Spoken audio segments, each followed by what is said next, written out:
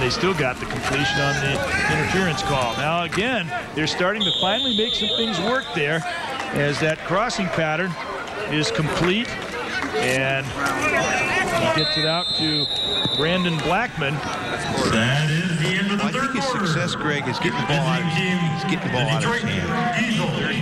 Pacheco with another catch, and he carries two defenders with him all the way to the 22.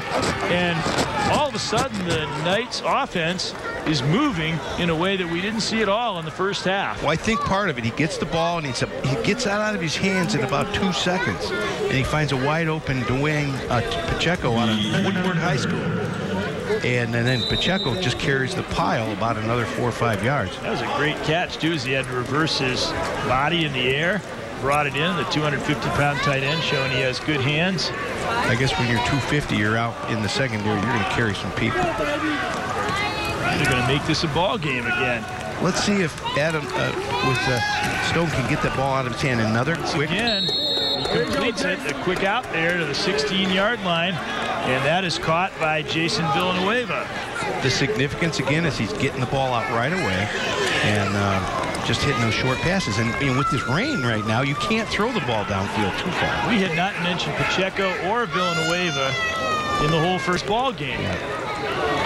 3rd and 2.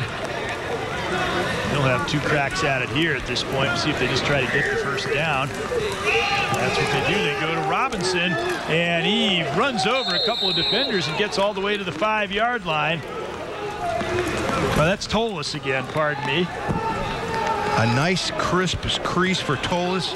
He gets through there in a hurry. He's a quick running back, and you can do a lot when you get a little bit of a crease. That time, Tolis did a nice job of picking up some big yards. Now here they are knocking on the door, and this is the first time they put 3 first downs together. We'll have 2 cracks at it here at this point. We'll see if they just try to get the first down. That's what they do. They go to Robinson, and he runs over a couple of defenders and gets all the way to the 5-yard line. Half of it maybe, and then go for the end zone on 4th down. They are going for it on one play, and it's caught for the touchdown. Clemens again, his 3rd outstanding grab in this game, and 2 have been for touchdowns. Clemens clearly outmans all the defenders for all the defensive secondary. Look at this. He just wants the ball more, and he fights it. He's the taller receiver. He goes up to it, and he's got some strong hands. He wins the battle. He has really been the way he's been playing today. Well, he's definitely a good athlete. He went up for the ball. And they get in for the 2. It is Brad O'Neill carrying it in, and these stubborn Knights refuse to go away. They're back in the game. Kickoff, and look at Clemens as he comes down and just hog ties the receiver. That is the 2nd great tackle he's made on special teams. First man down, the kind of a bloop. Of course, that penalty set them back. Had a hard time controlling it. Now a little razzle-dazzle, but that didn't work. And just absolutely crushed under an avalanche. JC, that one. And that one was nearly intercepted, but then it was caught. That big. He's not that big. Hand off to Demetrius Brown. He gets stopped. But as you say, that's not that big a deal because they just keep running time off the clock. And if they get in, that's better than if they scored on the first play. Defenders that time. Number 81. Yeah. Clemens, another big play from the defensive end. He's the player of the game. This would be one of those rare cases where we'll see what they come up with after that conversation with the coach on the sideline. Cook fires it to the end zone. Intercepted. And that's a good break for the Knights because it means you get the ball out on the touchback at the 20-yard line as Glover picked it off in the end zone. Hard to believe that the Diesels would throw the ball in that situation. They had nothing to gain. A great interception by Anthony Glover. Outstanding job playing that safety position at a free safety. Goes after. Not only do you not have the ball inside the 2nd and 10. And pass out in the flat, and that is complete. At the 35-yard line as they're edging the last 2 years. So it's a battle of champions here in this game. And the kickoff is fielded at the 20-yard line, and the Knights, the good return, getting out to midfield, turning on some speed. Luke Clemens, and he got down to the 48-yard line of Coach Gooch. The start Spartans. 2nd and 13 handoff, and Robinson Eric Robinson drives forward, maybe got back the yardage that they speed in their skill players. There's not too far removed from high school, and they all got good. Another broken. It's a detriment to them tonight. It didn't hurt them. They got that 2-point conversion and limited the field position on the subsequent kickoff. There's a pass downfield. Great catch by Clemens at the opposing team's 36. So last series they started on the Detroit 48, then they lost to their own 48. This time they started their own 36, and they go to the Detroit 36. Ohio.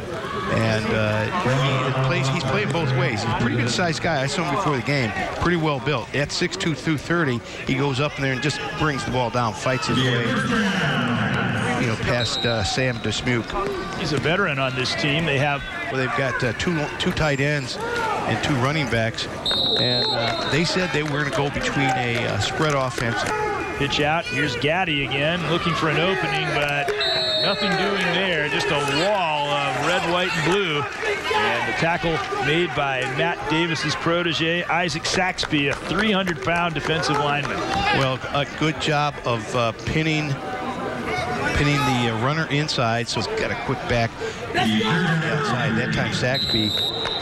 So he's a little conscious of his role. The reason I believed it when I read the roster, though. There's a long pass, and it's intercepted down at the 10-yard line. Picked off by Will McCoy. He's the one that won the game last year with the interception run back in the final minute of play. And he's kicked off another one here to stop a Detroit drive. And if that name Will McCoy sounds familiar, he played at Start High School. And been a standout for the Knights for the last couple years. He's got great quickness. He really beats the wide receiver to the ball and gets in front of him. Great position and makes a nice interception. Look how he positions himself right in front of the wide receiver. I thought he grabbed his wrist there. Well, they try to hold hands there for a while, and you're not going to affect a lot of timing when you're only working out 2 days a week. If you're smart, you'll call your wide receivers if you're a quarterback and meet on the off days and try to throw passes. Stone with a lateral, and that one was well done with the option. He looked like he was going to pass the ball, then pitched it, and they pick up 5 yards. As again, it's Robinson as he ran into Travis Collier. That was a design play. You look at the whole time, he wanted to draw that defense in and then give Robinson an opportunity to move in.